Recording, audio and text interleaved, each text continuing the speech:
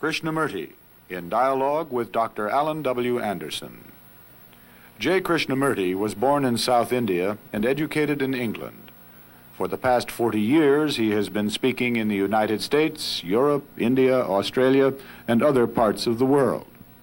From the outset of his life's work, he repudiated all connections with organized religions and ideologies and said that his only concern was to set men absolutely, unconditionally free.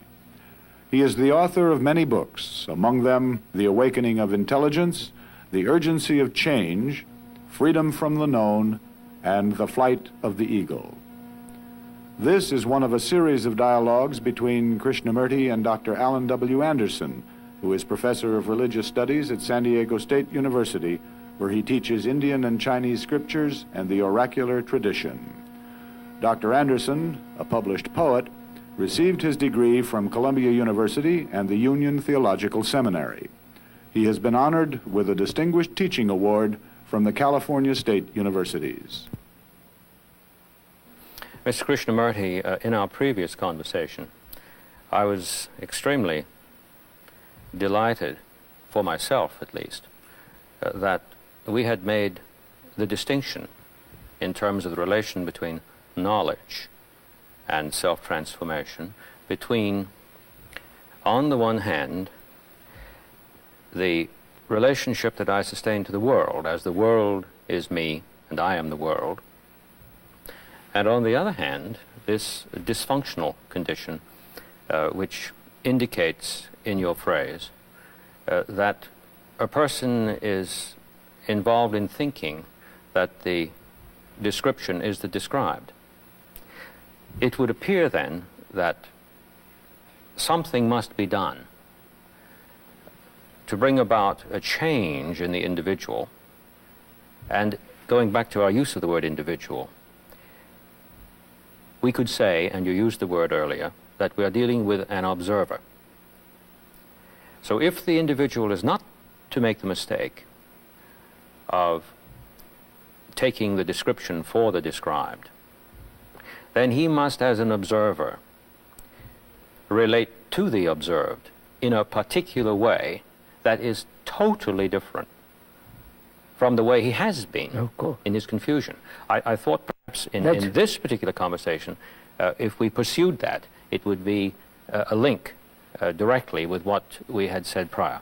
What we said previously, wasn't it that there must be a quality of freedom from the known?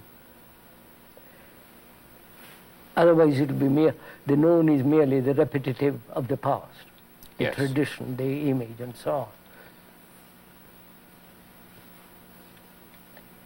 The past, surely, sir, is the observer.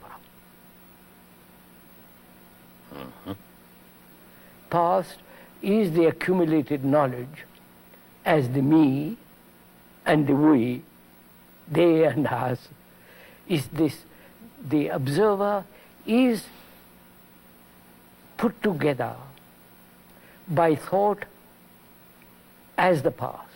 Thought is the past. Thought is never free. Thought is never new, because thought is the response of the past as knowledge, as experience, as memory. Yes, I follow that. And the observer, when he observes, is observing with the memories, experiences, knowledge, hurts, despairs, hope, all that, with all that background, he looks at the observed. So the observer then becomes separate from the observed. Is the observer different from the observed, which we'll go into presently later on. Yes, right. That leads to all kinds of other things. So, when we're talking of freedom from the known, we are talking about the freedom from the observer. The observer, yes. And the observer is the tradition, the past, the conditioned mind that looks at things, looks at itself, looks at the world, looks at me, and so on. So the observer is always dividing. The observer is the past, and therefore he cannot observe wholly. Mm-hmm. If a person uses the first person pronoun, I, while he's taking the description for the described, this is the observer he refers to when he says I. Yes, yes, yes. Please do go on. I is the past. I see. I is the whole structure of what has been. The remembrances, the memories, the hurts, the various demands, all that is put together in the word, the I, who is the observer. And therefore, division. The observer and the observed. The observer who thinks he's a Christian and observes a non-Christian or a communist, is this division, this attitude of mind which observes with a conditioned responses, with memories and so on. So that is the known. I see. I mean, I think that is logically so. Oh no, it follows precisely from what you said. Yes. So we are asking, can the mind or the whole structure, can the mind be free from the known? Otherwise, the repetitious action, repetitious attitudes, repetitious ideologies will go on, modified, changed, but it is in the same direction. So, no, do go ahead. I was just going to say something, but I think I'll let it wait until you finish what you've said. So, what is this freedom from the known? I think that's very important to understand, because any creative action, I'm using the word creative in its original sense, not in the sense creative writing, creative bakery, creative essay, creative pictures. I'm not talking in those sense. In the deeper sense of that word, creation means something totally new being born. And it's not creative, it's merely repetitive, modified, changed, not the past. So, unless there is a freedom from the known, there is no creative action at all. Which is, freedom implies not the negation of the known, but the understanding of the known, and that understanding brings about an intelligence which is the very essence of freedom. Right. I'd like to make sure that I've understood your use of this word creative. Yes, that's why seems to me very, very important. Yes. People who use the word creative in the sense that you described, creative this, that, and the other. That's a horror. That is a dreadful way of using that word. Because what the issue is of their activity is something merely novel. Novel. That's right. Not radically new, but novel. It's like creative writing, teaching creative writing. It's so absurd. Exactly. Yes. Now I do, I think, grasp precisely the distinction that you've made. And I must say I fully agree with that. Unless you feel new, you can't create anything new. That's right. And the person who imagines that he is creative in this other sense that we pointed to is a person whose reference for his activity is this observer Yes. that yes. we mentioned, that is tied to the past. Yes, that's right. So even if something does appear that is really extraordinarily novel, merely novel, but still extraordinarily novel, they're kidding themselves. The novel is not the creative. Exactly. The novel is just, you know. Right. And today, especially, it seems to me in our culture, we've become hysterical about this because in order to be creative, one simply must rack his brains in order to produce something which in itself is bizarre enough to get attention. That's all. Attention, success. Yes. It has to be novel to the degree that I feel knocked on the head by it. Yeah, eccentric and all the rest. Exactly. But if that tension is increased, then with each succeeding generation, the person is put to tremendous stress, not to repeat the past, which he can't help repeating. Repeating quite. That's why I say Exactly. freedom is one thing and knowledge is another. We must relate the two and see whether the mind can be free from knowledge. We won't go into it now. This is real meditation for me.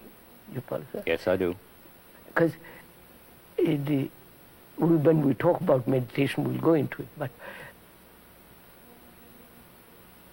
see whether the brain can record and be free not to record.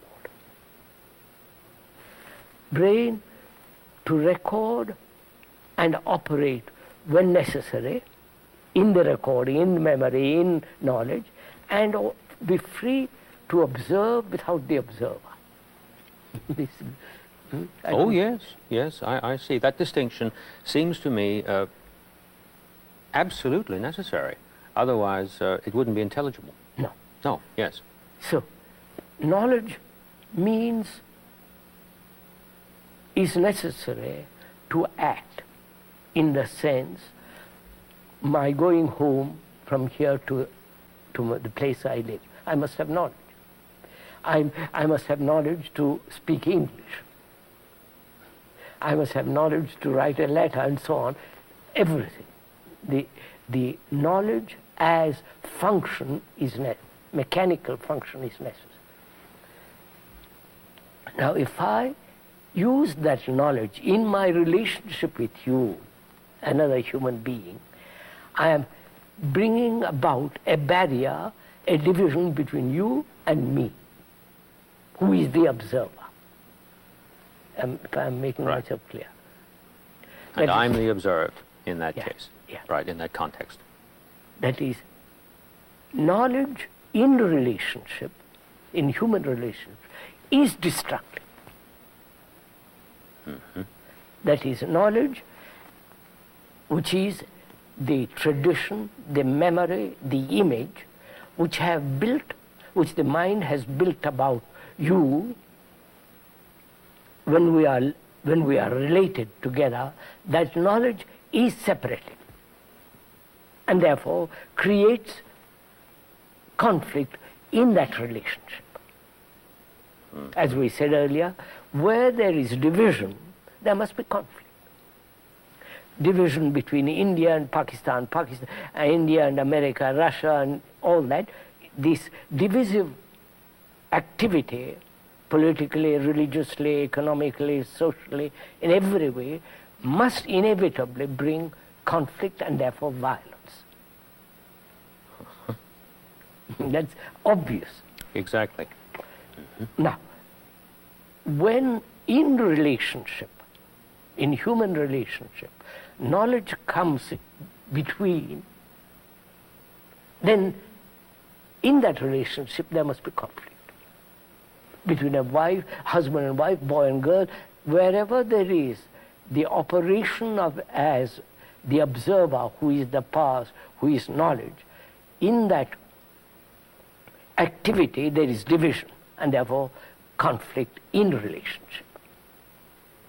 So now the question that comes up next is the one of freedom from being subject Yeah, to this repetitive round. that's right. Good, good. Now, is that possible? You follow, sir? It's an immense question because human beings live in relationship. Yes. There is no life without relationship. Life means to be related. Exactly. People who retire into a monastery and all that, they are still related. However much they might like to think they are alone, they are actually related. Yes. Related to the past, Oh, yes, very much so. to their Savior, to their Christ, to their Buddha, to their... You follow all that, they are related to the past. And their rule. And the rules, everything. Yes. They live in the past. And therefore, they are the most destructive people. Because they're not creative in the deeper sense of that word. No, and they also, insofar as they are involved in this confusion that you've been talking about, Yes. are not even producing anything novel. No, not that that means anything, but, No, but no. perhaps that would rather radically... But the novel would be for a man who is talkative to enter a monastery where they don't talk. Yes. That's a novel to him, and he said that's a miracle. Right. So, our problem then is, what place has knowledge in human relationship? Yes. That's the problem. That's now. one problem. Yes. Because relationship with human beings is the highest importance, obviously. Because out of that relationship we create the society in which we live. Out of that relationship all our existence comes. This would take us back again to the earlier statement, I am the world and the world is me. That's right. That is a statement about relationship. Yeah, it's a statement about many other things too, of course. but that is a statement about relationship. The statement, the description is not the described, is the statement of the rupture of the relationship That's right. in terms of everyday activity. So everyday activity is my life, is our Everything. life. Yes, precisely. Whether I go to the office, factory, or drive a bus, or whatever it is life, living. But it is interesting, isn't it, that even when that rupture is undergone at a very destructive level, what we've called thought in the context of our description of it and image becomes itself even distorted. Of course, of course. So that the distortion that we've been calling knowledge in terms of its application, not what you described as I need to know how to get from here to there. No, of course. Can itself suffer an even worse condition than we are presently related to? And we have tomes upon tomes about that pathology in itself, don't we? Correct. Yes. Please do go on. So knowledge and freedom, they must both exist together. Not freedom and knowledge. It's the harmony between the two.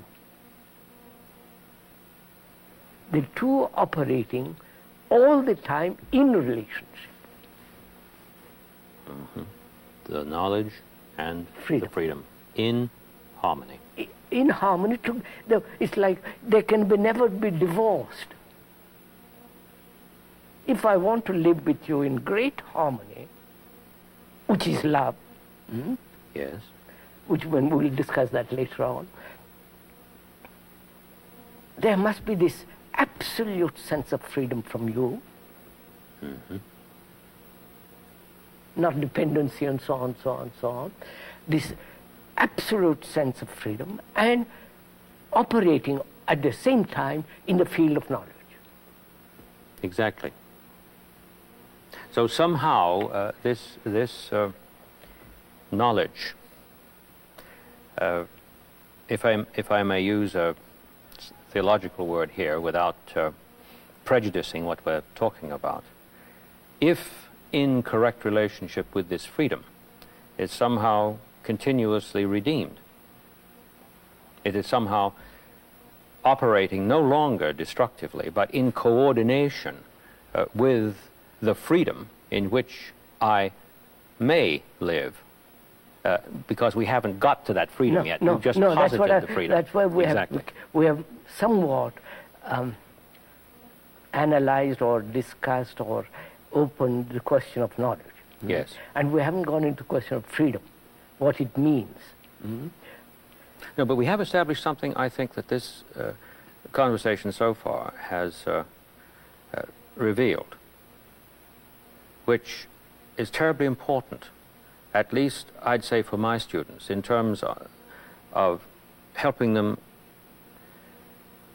not to misunderstand what you're saying. Quite. I have the feeling that that many persons, because they're not sufficiently attentive to what you say, simply dismiss many statements you say out of hand as impossible, as either impossible or if they like the aesthetics of it, it still doesn't apply to them. It's a lovely thing out there. Yeah. Now, wouldn't it be great if somehow we could do this? Yes, quite. But you see, you haven't said that. You haven't said what they think you've said. You've said something about knowledge with respect to pathology, and you've said something about knowledge in which knowledge itself is no longer destructive. No.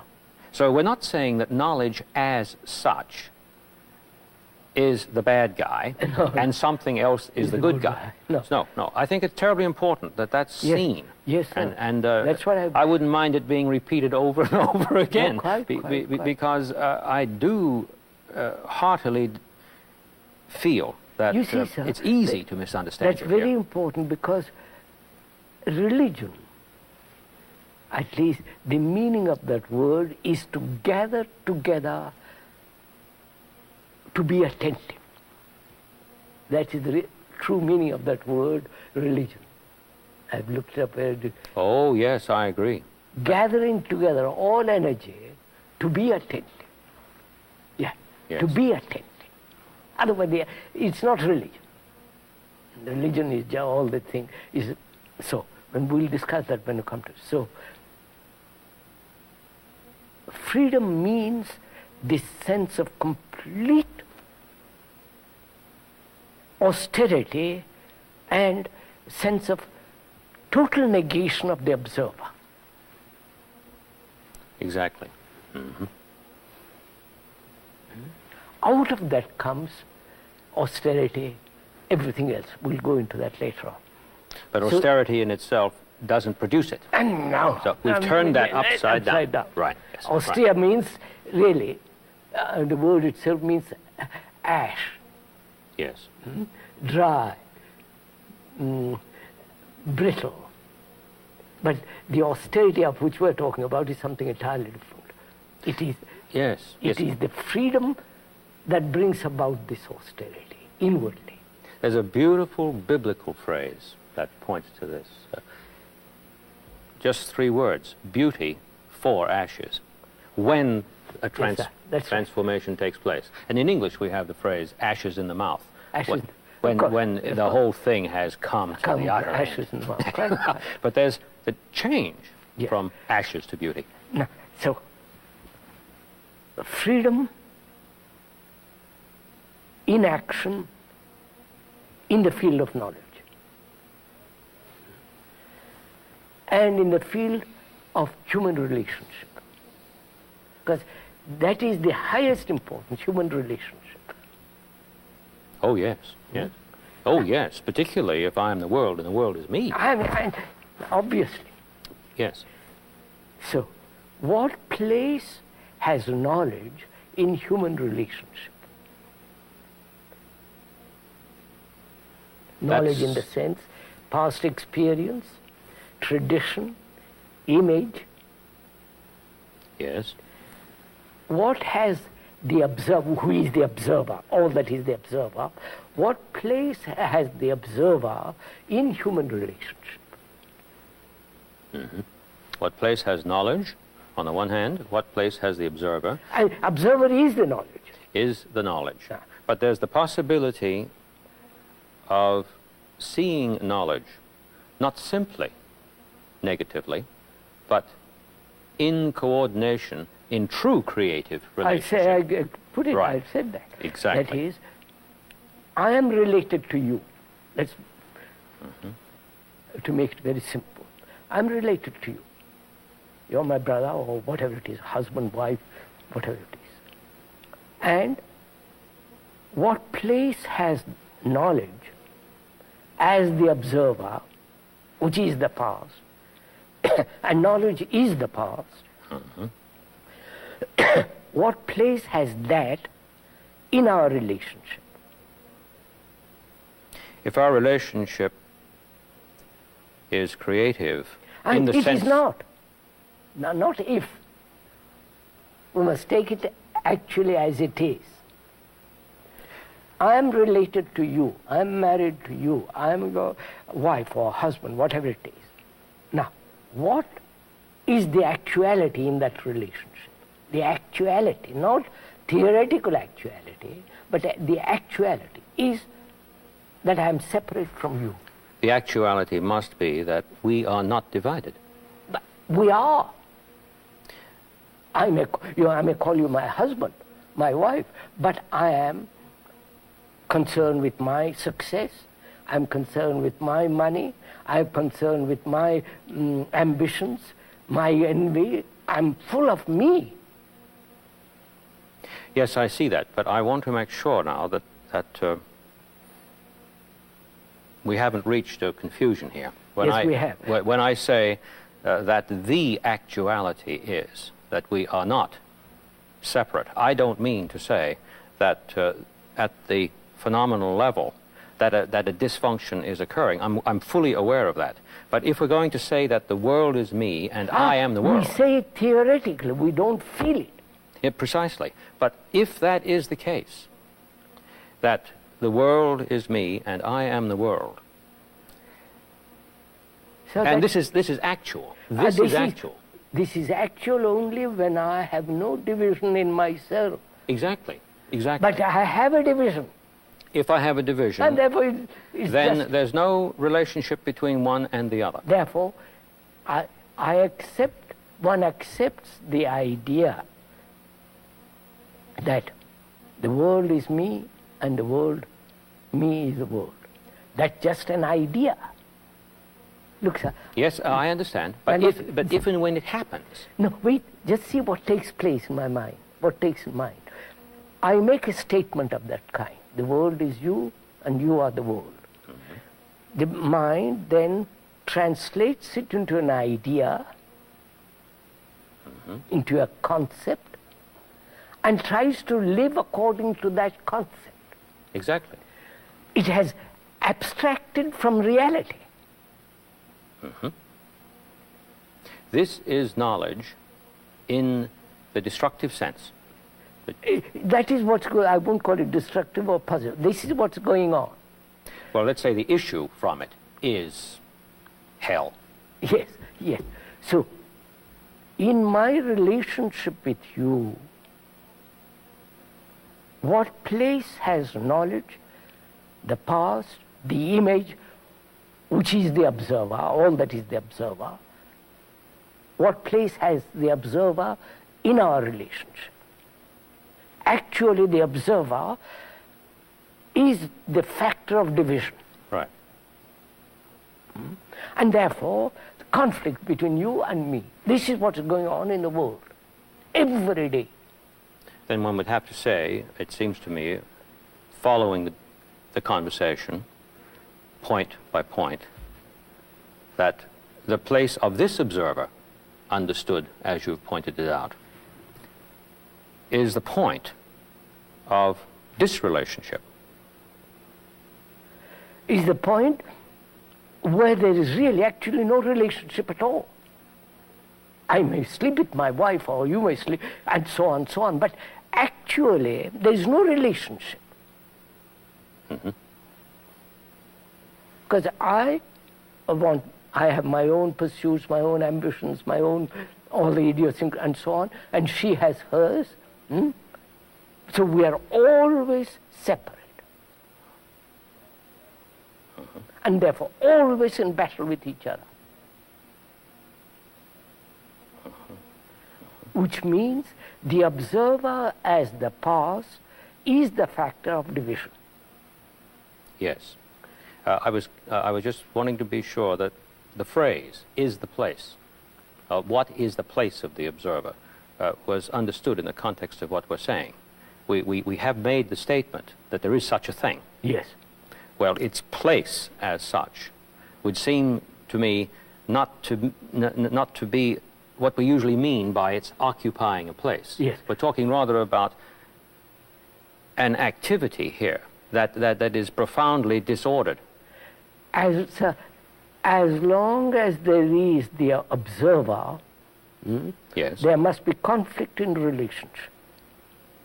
Yes, I follow that. Wait. Yes. No, see what happens. I make a statement of that kind. Someone will translate into an idea, into a concept, and say, how am I to live that concept? The fact is, he doesn't observe himself as the observer. That's right. That's right. He is the observer looking out there, making a distinction between himself And the making statement. Right, making a division. Division. Now, so, has the observer any place at all in relationship? I say no. The moment he comes into existence in relationship, there is no relationship. The relationship is not. Is not. That's It's right. not something that is in disrelationship. Yes, that's right. We're talking about something that in fact does not even exist. Exist. Therefore, we have to go into the question why human beings in their relationship with other human beings are so violent. Because that's spreading throughout the world. I was told the other day in India, a mother came to see me, very Brahmanical family and very cultured and all the rest of it. Her son, who is 6, when she asked him to do something, he took up a stick and began to hit her. A thing unknown. You follow, sir? I mean, the idea that you should hit your mother is traditionally something incredible. And this boy did it. And I said, see what is the fact. We went into it, she understood, so on. So, to understand violence, one has to understand division. The division was already there. Yeah. Otherwise, he would not have picked up the stick. Division between nations, you follow, sir? This race from armaments is one of the factors of violence, which is, I'm calling myself American and others calling himself Russian or Hindu or whatever it is. This division is the factor of real violence and hatred. If a mind, not if, when a mind sees that, he cuts away all division in himself. He's no longer a Hindu, American, Russian, he's a human being with his problems, which is then he's trying to solve, not in terms of India or in America or Russia. So that's, so we come to the point, can the mind be free in the relationship, which means orderly, Yes. not chaotic, No. orderly? It has to be, otherwise Okay, you couldn't use the word relation. No. Yes. So can the mind be free of that? Free of the observer. So If not, there's no hope. that's the whole point. If not, we've had it. Yeah. and all the escapes and going off into other religions, doing all kinds of tricks, and no meaning. Now, this demands a great deal of perception, insight, Yes. into the fact of your life, how one lives one's life. After all, philosophy means the love of truth, love of wisdom, not the love of some abstraction. Oh, no. Oh, no, no, no, no. Wisdom is supremely practical. Practical. Therefore, here it is. That is, can a human being live in relationship, in freedom, and yet operate in the field of knowledge? And yet operate in the field of knowledge. Yes. And be absolutely orderly. Otherwise, it's not freedom. Because order means virtue, Yes. Yes. which doesn't exist in the world at the present time. There is no sense of virtue in anything. They will repeat, virtue is a creative thing, is a living thing, is a moving thing. I'm thinking, as you're saying this, about virtue, which is really power, which is really the ability to act.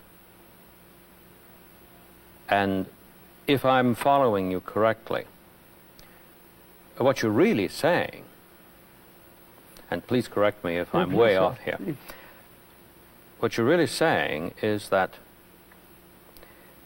the ability to act in the strict sense, which must be creative, otherwise it's not an action, No. but it is simply a reaction, Yeah, repetition. a repetition, that the ability to act, or virtue as you put it, bears with it necessarily the implication of order. It must. There seems to me no way out of that. Yes. Yes, I just wanted to recover Yes, that quite, step at a time. So can I come back? In human relationship as it exists now, we are looking at that, what actually is. In that human relationship, there is conflict. Sexual violence and so on, so on, so on. Every kind of violence. Now, can man live at total peace? Otherwise, it's not creative. In human relationship, because that is the basis of all life. You know? I'm very taken with the way you have pursued this. I notice that when we ask this question, is it possible that? The reference for it is always a totality. Yes. And the reference over here is a fragment, or a fragmentation, or a division. Never once have you said that the passage from one to the other is a movement that even exists. No, can't exist. See? Quite. Absolutely. I think, Mr. Krishnamurti, that nothing is so difficult to grasp as this From this statement to that that. you've made. Yes. There is nothing that we are taught from childhood I up know. to render such a possibility a matter for taking seriously, because of course, one doesn't like to make sweeping statements about the way everybody's been educated, but I'm thinking of myself from a child upward, all the way through graduate school, accumulating a lot of this knowledge that you've been talking about. I don't remember anybody saying to me, or even pointing me to a literature that so categorically makes this distinction between one and the other as in terms of each other, not accessible to each other through passage. No. Quite. Now, I'm correct in understanding you there, aren't I? Quite right. Maybe I could just say this as an aside. The fragment can't become the whole. No, the fragment cannot become the whole in and of itself. But the fragment is always trying to become the whole. Exactly. Now, of course, in the years of very serious and devoted contemplation and exploration of this, which quite clearly you have undertaken with great passion, I suppose it must have occurred to you that the first sight of this, while one is in a condition of the observer,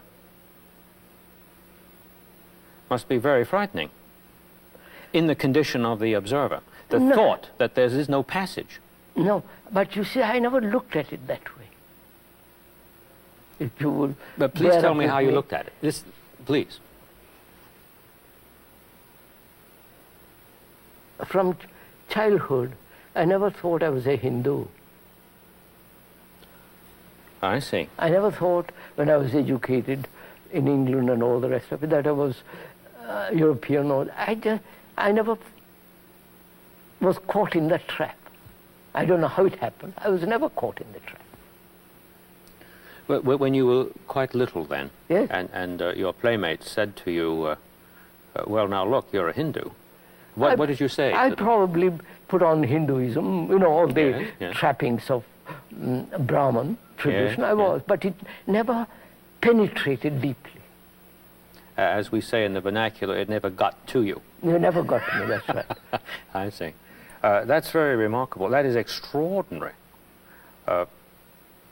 The vast number of people in the world seem to have been got to with respect to this. That's why I think, you see,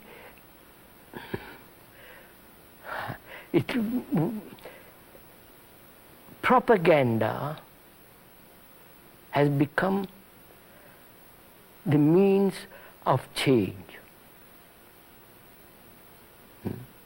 Yes. Propaganda is not truth. Repetition is not truth. It's a form of violence, too. That just... Yes. So, a mind that merely observes, doesn't react to what it observes according to its conditioning, which means there is no observer at any time. Therefore, no division. It happened to me. I don't know how it happened, but it's happened. And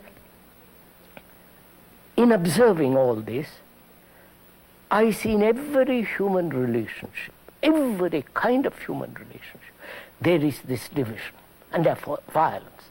And to me, the very essence of non-relationship is the factor of me and you. I was just trying to go back in my own personal history and think of when I was a child. I did, while accepting that I was different, I did believe that. I did come to accept that. There was something else, however, that always held me very, very hard to center in terms of making an ultimate issue of that. And that was an experience I had when I was rowing a boat. I spent some time in Scandinavia as a child, and I used to take the boat out on the fjord every day. And when I would row, I was profoundly moved by the action of the water when I moved the oar, because I lifted the oar out of the water and there was a separation in substance between the water and the ore. But the water, which was necessary for support and for purchase, so that I could propel myself, never lost touch with itself. It always turned into itself without ever having left itself in the beginning. And once in a while I would laugh at myself and say, if anyone catches you looking at this water any longer than you're doing, they'll think that you're clear out of your mind. So this is the observer talking to himself, of course. But that made such a profound impression on me that I think it was what you might call a little salvation for me. And I never lost that. So maybe there's some relationship between that apprehension, which I think changed my being, and what it is that you're talking about as one who never, ever suffered this sense of separation at all. Yeah. Yes, please go ahead. So that brings us to the point, sir, doesn't it? Can the human mind, which has evolved in separation, Yes. in fragmentations, This is where evolution is. yeah, Yes. can such a mind transform, undergo a regeneration which is not produced by influence, by propaganda, by threat and punishment? Because if it changes because it's going to get a reward, then It hasn't changed. It hasn't changed. No. So that is one of the fundamental things which one has to ask and answer it in action, not in words. In action. Action. Oh, yes, yes, yes. Which is, my mind, the human mind, has evolved in contradiction, in duality. The me and the not me. Has evolved in this traditional cleavage, division, fragmentation. Now, can that mind observe this fact, observe, without the observer, and only then there is a regeneration. As long as there is an observer observing this, then there is a conflict. I don't know if I'm making sense. Yes, you do. You make yourself very clear on two levels. On the level of discourse alone, which I know is not your major concern, on the level of discourse alone, it necessarily follows that it must be the case that this possibility exists. Otherwise, we would be talking nonsense. But then the agony of the situation at large that we have been describing is simply that whether this can be done or no never occurs to a person, and in the absence of it even occurring, the repetition is going to continue indefinitely, and things are going to get worse and worse. So the difficulty is most people won't even listen. I'm sighing. I know that. Won't listen. If they do listen, they listen with their conclusions. If I'm a communist, I will listen to you up to a point. After that, I won't listen to you. And if I'm slightly demented, I will listen to you and translate what I hear according to my Dementia. Exactly. So one has to be extraordinarily serious to listen. Serious in the sense, put aside my peculiar prejudices and idiosyncrasies and listen to what you're saying. Because the listening is the miracle. Not what shall I do with what you have said, Not what shall I listen to, but the act of listening. but the Yeah, act of listening Yeah. itself. So Itself. we're back to ing, where the listening itself. That requires, I mean, you're good enough to listen to me. Because you want to find out. But vast majority say, what are you talking about? I want to go and enjoy myself. So go and talk to somebody else. So to create an atmosphere, to create an ambiance, a feeling, look, life is dreadfully serious, my friend. Do listen. It's your life. Don't waste it. Do listen. To bring about a human being that will listen is the greatest importance. Because we don't want to listen. It's too disturbing. I understand. I have tried sometimes in class to make this very point. And sometimes I suggest that we should watch the animal, especially the wild animal. Of course. Because if it's not listening, it's likely dead. Dead. Yes, sir. There is this extraordinary Attention. that it makes. And every instant of its life is a crisis. Absolutely. You see, but... And you know what happens? The eyes out there show in the main that they're thinking I'm talking about animal psychology. Correct. I'm not talking about psychology at all. I know. I'm talking about what is the case, which is either or, and there isn't any way to get from either to or. That's what I mean. So I think I understand you. See, so in America, what is happening is now, as I observe it, and I may be mistaken, they're not serious. They're playing with new things, something entertaining. Go from one thing to the other. And they think this is searching. Searching. Yes. Searching, asking, but they get caught, trapped in each one of them. Yes. And by the end of it, they have nothing but ashes. So it is becoming more and more difficult for human beings to be serious, to listen, to see what they are, not what they should be. No, what is the What case? is. Exactly. And that means you please do listen for 5 minutes.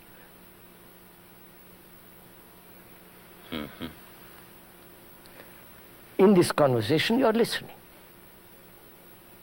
Because you are interested. You want to find out. But the vast majority of people, they say, for God's sake, leave me alone.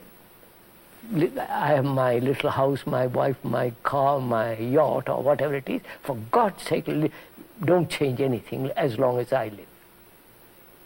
You know, going back to what I do know something about, namely the academy, because I'm situated there in terms of day-to-day activity.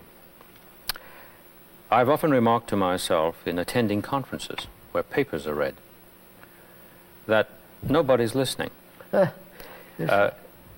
It's one long monologue. And after a while you get the feeling that it really is a shocking waste of time.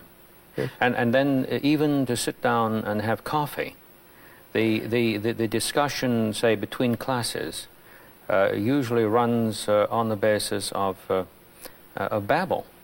We're just talking about things that we're not genuinely interested in order to fill up space. This, however, is far more serious a matter than simply a description of what's going on. It's a matter of, I feel, it's a matter of life and death. Exactly. It's the house is burning, I've got to do something. Right. It isn't, I'm going to discuss who burnt the house, No.